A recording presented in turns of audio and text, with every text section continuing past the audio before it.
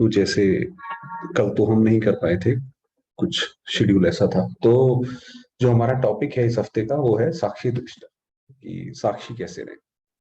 तो उसी के ऊपर आज ये बाबा की पूरी वाणी साक्षीपन के ऊपर चली है, कि वास्तव में कैसे हम साक्षी होकर के दूसरों का भी खेल देखें और अपना भी पार्ट देखें।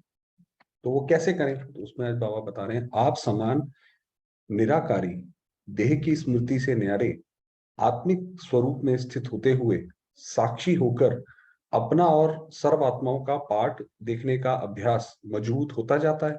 अब बाबा देखिए कितनी, इसलिए भागवत में ये जो शास्त्रों में संस्कृत लिखी है उसके अंदर बहुत बड़े बड़े शब्द हैं, उनके अंदर डिजिट्स बहुत ज्यादा है, हम देखेंगे तो क्योंकि बाबा शायद इतना लंबा वाक्य बोलते हैं जो कि हम लोग जनरली यूज नहीं करते। तो बाबा कह रहे हैं ऐसे देह की स्मृति से अपनी आत्मिक स्वरूप में और ये बाकी सर्वात्माओं का हम पार्ट देखें, वो ऐसे मजबूत होता जाता है। सदा साक्षीपन की स्टेज स्मृति में रहती है, कि जैसे हमने बात करी कि मैं आत्मा तो ऊपर से आई हूँ, यहाँ पे कोई मेरा कोई बहुत ज्यादा पार्ट नहीं रह गया है, बस ये तो ये जो सेवा का पार्ट है ये मैंने फारिग करके फिर वापस जाना। तो जैसे बस जाने की धुन लगी रहे। जब तक साक्षी स्वरूप की स्मृति सदा नहीं रहती तो बाप दादा को अपना साथी भी नहीं बना सकती। तो क्या होता है कि आत्मा एक बारी में सिर्फ एक ही तरफ अपना अटेंशन रख सकती है। अगर वो कर्मों में बहुत ज्यादा लग गई तो शिव बाबा से तो उसका ध्यान हट गया। तो बाबा ने कहा फिर बाबा उसका साथी कैसे रहेगा। तो जब साक्षी रहते हैं तब हम उसके कर्म के प्रभाव से डिटैच रहते हैं, तब फिर हम बाबा को भी अपने साथ रख सकते हैं। साथ रख सकते हैं माना उसकी याद ही तो साथ है ना। तो साक्षी अवस्था का अनुभव बाप के साथीपन का अनुभव कराता है। अपने को खुदा दोस्त समझते हो ना, अर्थात अपने मन का मीत बाप दादा को बनाया है। बाबा पूछ रहे हैं कि खुदा दोस्त का मतलब है कि हमारा, जैसे कई बार लोग कहते हैं कि भाई बात करने के लिए कोई तो चाहिए ना, कहीं तो हम मन हल्का करेंगे ना।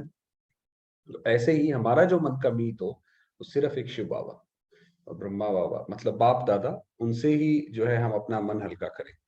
दिल का दिलवाला बाप को ही बनाया है। एक दिलवाला बाप के सिवाय और किसी से भी दिल की लेन देन करने का संकल्प मात्र भी नहीं है। तो बाबा कह रहे यही कि किसी और व्यक्ति के ऊपर हमारी कोई ऐसी डिपेंडेंसी ना हो कि हमें जब कभी ऐसी परिस्थिति आए तो हमें लगे हम इस व्यक्ति से बात कर लें। ऐसा अनुभव करते हो अगर एक बाप के साथ सर्व संबंधों के सुख, सर्व संबंधों के प्रीति की प्राप्ति अनुभव करते हो, तो और कहीं भी किसी संबंध में बुद्धि जा नहीं सकती। तो वास्तव में हमारी बुद्धि जहां भी जाती है, आप देखेंगे जो पूरे दिन में हमारे संकल्प चलते हैं वो हमारे चलते ही ऐसे हैं कि जहां जहां हमारी कहीं ना कहीं मेरापन होता है, हमारा संबंध होता है। चाहे कोई वस्तु में है कि भाई ये मेरा है, या किसी आत्मा में है, किसी व्यक्ति में है कि भाई ये मेरा बच्चा है, मेरी माँ है। तो अगर हमारे सारे संबंध ही बाबा के साथ हो गए तो फिर बुद्धि कहाँ जाएगी। तो बाबा ने कहा मन का मीत, और यही वास्तव में ज्ञान का पूरा सार है। मन मना भव जिसको बोलते हैं, कि हमें सारे सारे संबंध भी सारे हमें शिव बाबा से अनुभव हो, तो हमारी बुद्धि और कहीं जाएगी नहीं। हर श्वास हर संकल्प में सदा बाप के सर्व संबंधों में बुद्धि मगन रहनी चाहिए। तो आज का समय तो ऐसा होता जा रहा है कि अगर कोई व्यक्ति थोड़ा सा भी दुनिया को बारे में सोचता है तो उतना ही उसको टेंशन आता है। तो इसीलिए इस वक्त तो सबसे सही है कि हम अपना ज्ञान में उसमें मगन रहें, और जैसे बाबा ने बोला कि बाबा के साथ सर्व संबंध निभाते रहें। कई बच्चों की कंप्लेंट है कि व्यर्थ संकल्प बहुत आते हैं, बुद्धि बाप की तरफ लगती नहीं है। ना चाहते हुए भी कहीं ना कहीं बुद्धि का लगाव चला जाता है। वह स्थूल प्रवृत्ति की जिम्मेवारी बुद्धि को एकाग्र बनने नहीं देती है। तो बाबा के सामने बच्चे बैठे हैं, तो वो कह रहे हैं कि बाबा हम कितनी भी कोशिश करते हैं वो बुद्धि जाती नहीं है, या तो किसी जिम्मेवारी में चली जाती है, इसको देखना है उसको देखना है, या फिर लगाव में चली जाती है। पुरानी दुनिया का संपर्क व वातावरण वृत्ति को चंचल बना देता है। जितना तीव्र पुरुषार्थ करना चाहते हैं उतना कर नहीं पाते हैं, हाई जंप दे नहीं पाते हैं। सारे दिन में इस प्रकार की कंप्लेंट्स बाप दादा के पास बहुत आती है, कि बाबा करना तो चाहते हैं, कि जैसे बाबा ने पहले भी बताया था, एक तो बच्चे होते हैं जो कि कुछ ये बात मानते ही नहीं है कि भाई, वो तो ये मानते हैं कि हम पूरा समय बाबा की याद में ही रहते हैं। तो जैसे कि अपने आप को ही वो जानते ही नहीं है सच अपने बारे में। और दूसरा जो है वो कोशिश करते हैं मगर वहां तक पहुंच नहीं पाते हैं।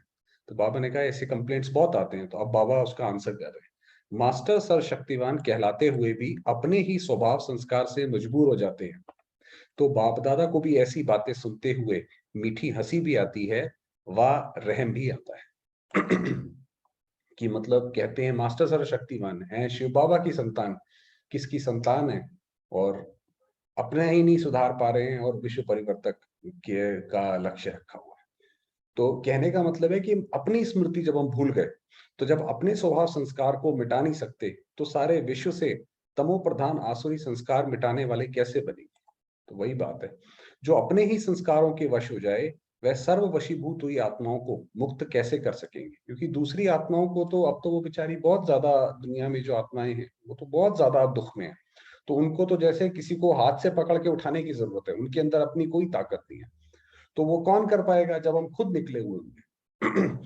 जो अपने ही संस्कारों जिससे स्वयं ही परेशान है, वे औरों की परेशानी कैसे मिटाएंगे। ऐसे संस्कारों से मुक्ति पाने की सरल युक्ति कौन सी है।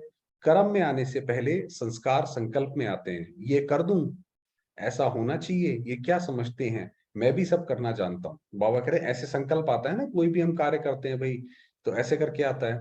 इस रूप के संकल्पों में संस्कार उत्पन्न होते हैं। जब जानते हो इस समय संस्कार संकल्प रूप में अपना रूप दिखा रहे हैं, तो सदैव ये आदत डालो व अभ्यास करो कि हर संकल्प को पहले चेक करना है कि क्या ये संकल्प बाप समान है।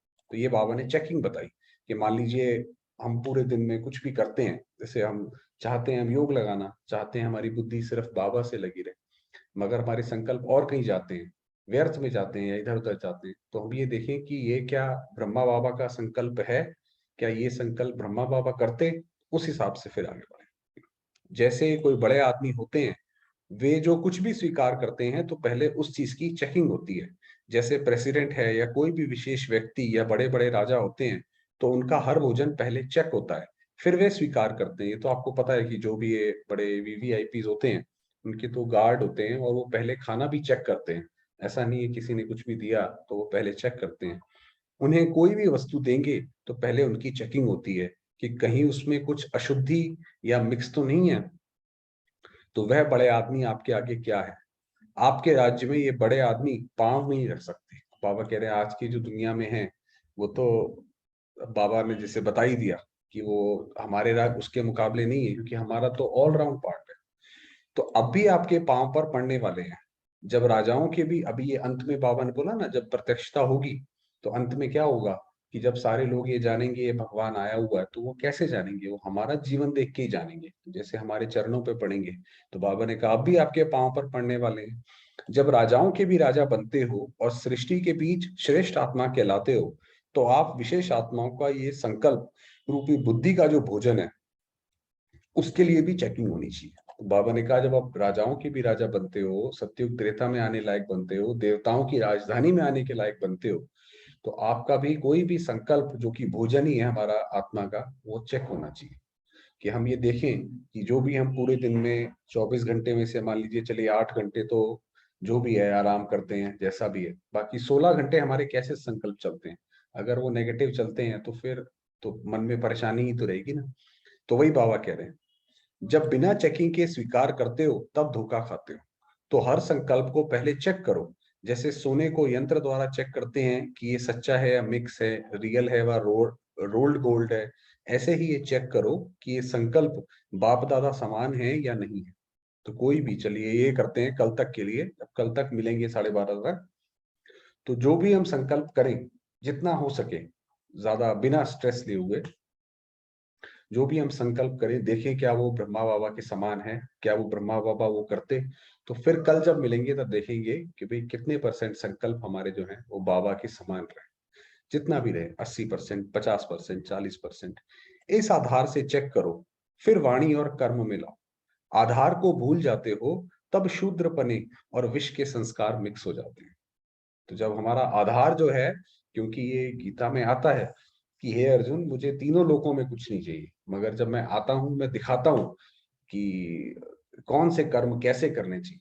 तो वो हमारा आधार है, हमारा जो ये ब्रह्मा, इसीलिए जो है वो पहला बोला गया उन्होंने सृष्टि रची, क्योंकि ब्रह्मा ने जो प्रथाएं जो स्टार्ट करी हैं वो पूरे कल्प में चलेंगी। तो हमारा आधार जो है वो ब्रह्मा की जीवन कहानी है।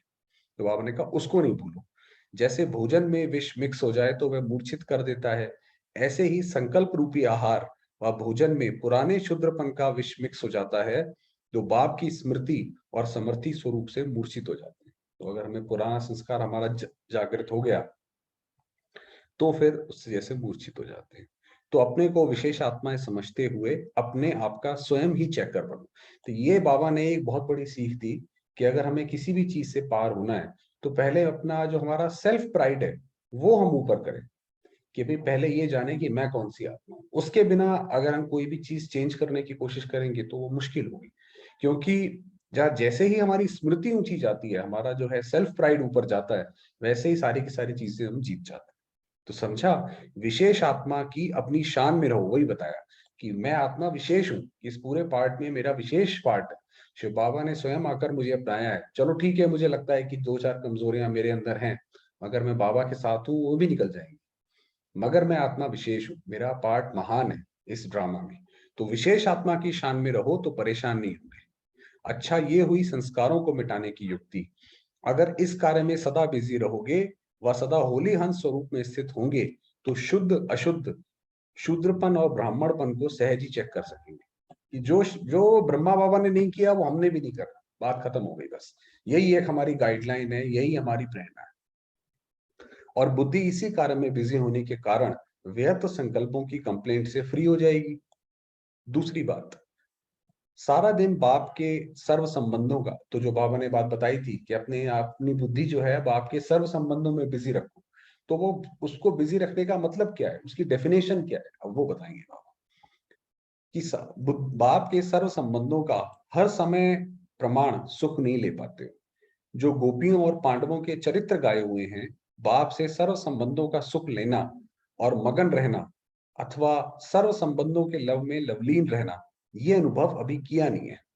कि क्या है कि हमने 63 जन्म जैसे हम मनुष्यों के ही संग में रहे हैं, इसीलिए आज के समय में कोई व्यक्ति अकेला रहता है तो उसको प्रॉब्लम होती है, क्योंकि हम सोशल तो रहे हैं सोशल लाइफ में। तो बाबा कहता है अभी हम जो ये आदत डालें कि हम एक बाबा के संबंधों में लीन रहें। बाप और शिक्षक बन इन विशेष संबंधों का सुख अनुभव करते हो, लेकिन सर्व संबंधों के सुखों की प्राप्ति का अनुभव कम करते हो।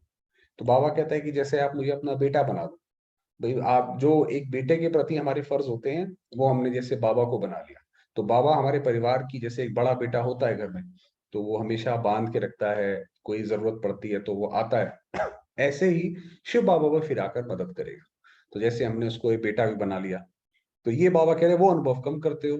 इसलिए जिन संबंधों के सुखों का अनुभव नहीं किया है, उन संबंधों में बुद्धि का लगाव जाता है।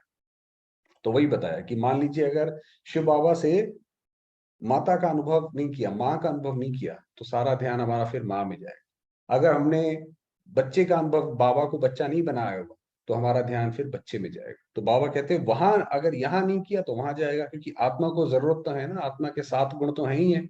वो तो सुख स्वरूप, मतलब उसको सुख तो चाहिए ही चाहिए, संबंधों का सुख तो चाहिए ही उसको। यहाँ से नहीं मिलेगा, वो वहां से ले लेगी जाकर के। और वह आत्मा का लगाव व बुद्धि की लगन विघ्न रूप बन जाती है। तो ये वास्तव में प्रॉब्लम आती है कि हमें आत्मा के अंदर ये बैठा हुआ है कि मुझे सुख तो इस व्यक्ति से मिलता है, इस संबंध से मिलता है, बाबा से तो मिलता नहीं, मुझे बाबा से तो अनुभव हुआ नहीं है। तो इसीलिए फिर जब हम योग लगाएंगे तो बुद्धि वहां जाएगी। तो सारे दिन में भिन्न भिन्न संबंधों का अनुभव करो। अगर इस समय बाप से सर्व संबंधों का सुख नहीं लिया तो सर्व सुखों की प्राप्ति में सर्व संबंधों की रचना लेने में कमी रह जाएगी। तो फिर वो अभी के बाद, क्योंकि ये तो कल्प का संगम युग है, इसके बाद तो नया कल्प शुरू हो जाएगा, और कोई समय तो है ही नहीं। अभी अगर नहीं लिया तो फिर कभी नहीं। अभी अगर ये सुख नहीं लिया तो कब लेंगे। आत्माओं से सर्व संबंध तो सारा कल्प अनुभव करेंगे, लेकिन बाप से सर्व संबंधों का अनुभव अभी नहीं किया तो कभी भी नहीं करेंगे। तो बाबा ने कहा ये ध्यान में रखें कि अगर नहीं कर पाए तो फिर ये कल्प कल्प के लिए मिस हो जाएगा। तो इन सर्व संबंधों के सुखों में सारा दिन रात अपने को बिजी रखो। इन सुखों में निरंतर रहने से और सर्व संबंध असार और नीरस अनुभव होंगे। तो माना जैसे अगर हमें बाबा से वो सुख प्राप्त होने लग गया, जैसे जो भी बताया माता पिता का, कोई भी संबंधी का, तो फिर हमें फिर और कहीं हमारी बुद्धि नहीं जाएगी। ये आत्मा की वैसे भी निशानी होती है। छोटा बच्चा भी होता है, उसका देखिए जब अपने दोस्तों में जब उसका मन लग जाता है तो फिर अपने माँ बाप को भी भूल जाता है, क्योंकि आत्मा की जरूरत वहां से पूरी हो गई। इसी तरीके से अगर हमारी सारी जरूरतें शिव बाबा से ही पूरी हो गई, उससे ही हमें सारे संबंध मिल गए, फिर हमारा ध्यान इधर उधर कहाँ जाएगा। इसलिए बुद्धि एक ठिकाने पर स्थित हो जाएगी। तो इसीलिए वो अर्जुन ने बोला कि नष्टो मोहा स्मृति लब्धा, कि एक मेरे मोह नष्ट हुए और दूसरी मेरी स्मृति टिक गई। तो स्मृति टिक गई इसलिए मोह नष्ट हुआ, या मोह नष्ट हुआ इसलिए स्मृति टिक गई, वो आपस में परस्पर है, कॉम्प्लीमेंट्री है। और उसका भटकना बंद हो जाएगा और आप इन सुखों के झूलों में सदा झूलते रहेंगे। ऐसी स्थिति बनाने से तीव्र पुरुषार्थी स्वतः और सहज बन जाएंगे। सर्व कंप्लेंट समाप्त हो कंप्लीट बन जाएंगे। समझा? अपने कंप्लेंट का रिस्पॉन्स बाबा ने ही पूरा का पूरा बताया कि जो जो हमारी बच्चों की कंप्लेंट्स होती हैं। चलिए, समय हुआ है, थोड़ी देर बाबा पे बात करते हैं।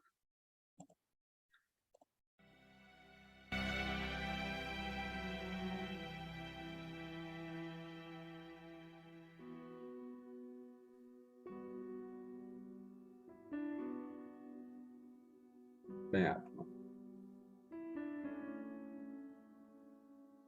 ज्योतिर्बिंदु,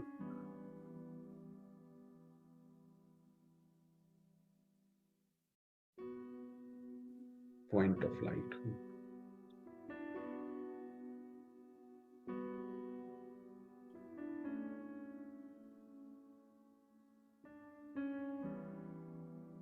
पवित्रता की किरणें पूरे शरीर में चारों ओर फैला रही हैं।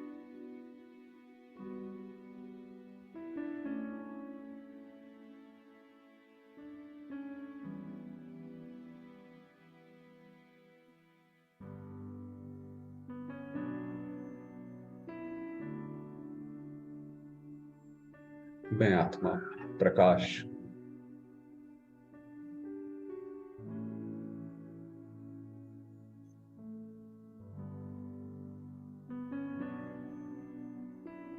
इस शरीर से, इस जगत से उपराम,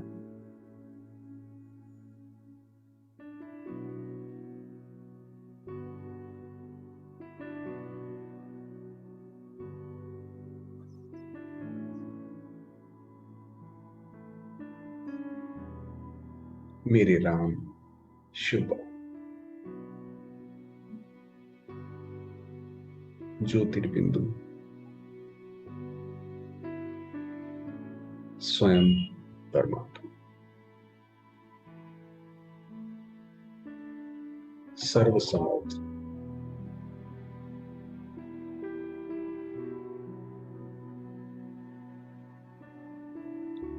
गीता ज्ञानदाता,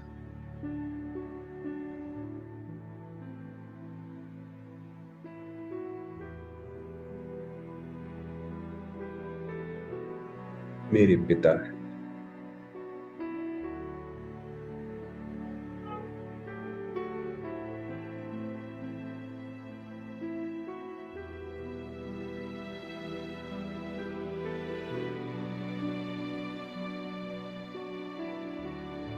प्यारे बाबा की अनुपम कृपा,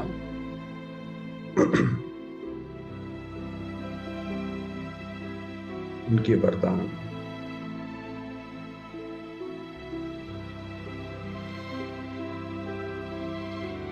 उनकी शक्तियां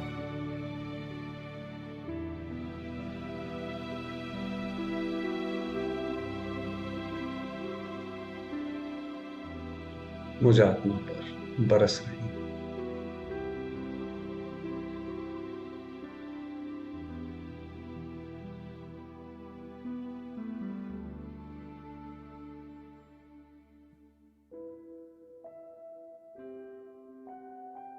इन परमात्मा किरणों को मैं आत्मा स्वयं में समाती जाती हूँ।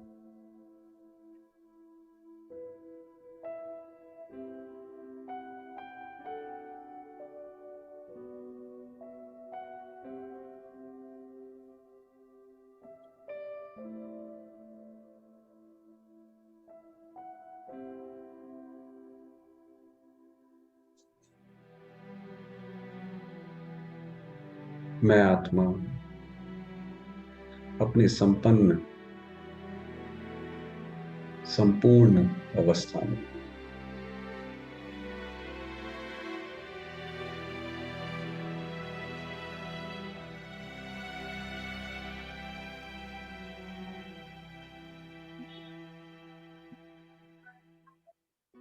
प्यारे बाबा,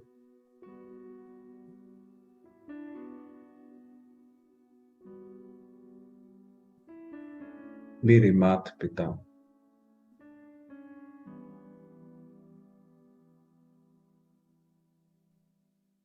सच्चे सतगुरु,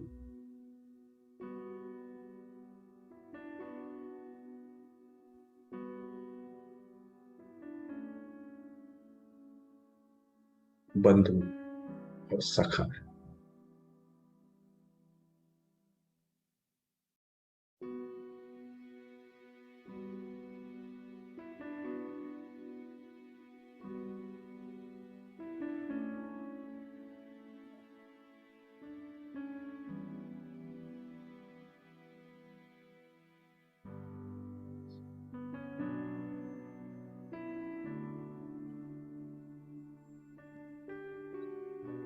मैं आत्मा प्यारे बाबा के सर्व संबंधों में लवलीन,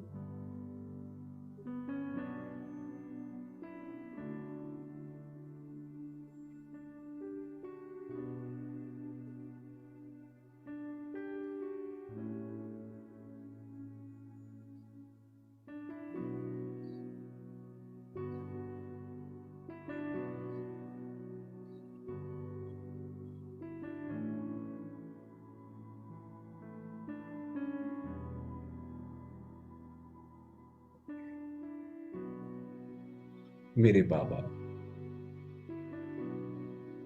शांति के सूर्य हैं,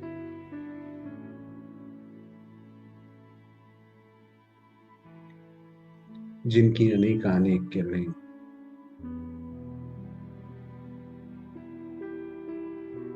मुझे आत्मा पर पड़कर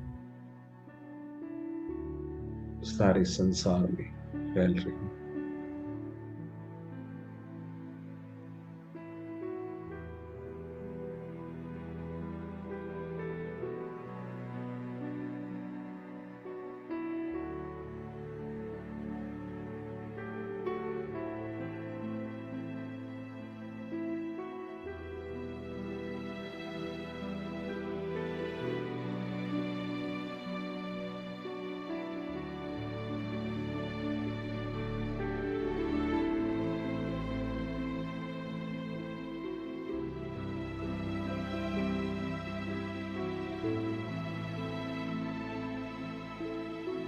सारे विश्व में शांति व्याप्त है।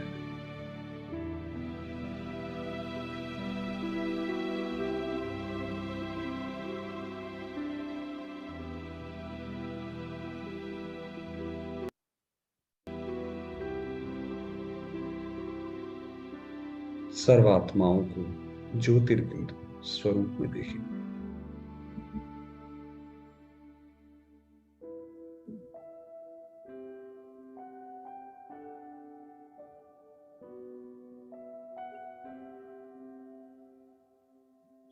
आत्माएं अपने शांत स्वरूप में, पवित्र स्वरूप में,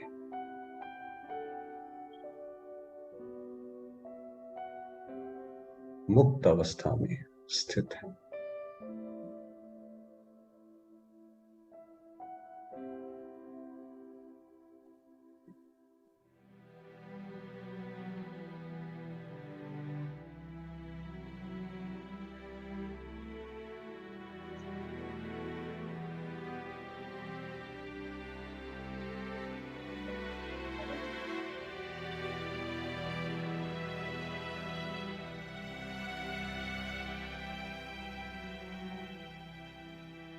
अनुभव करेंगे विश्व में व्याप्त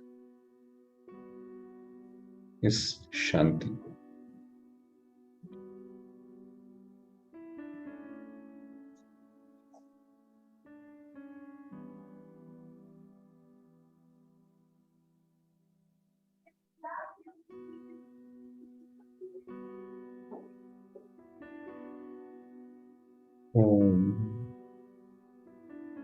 शांति।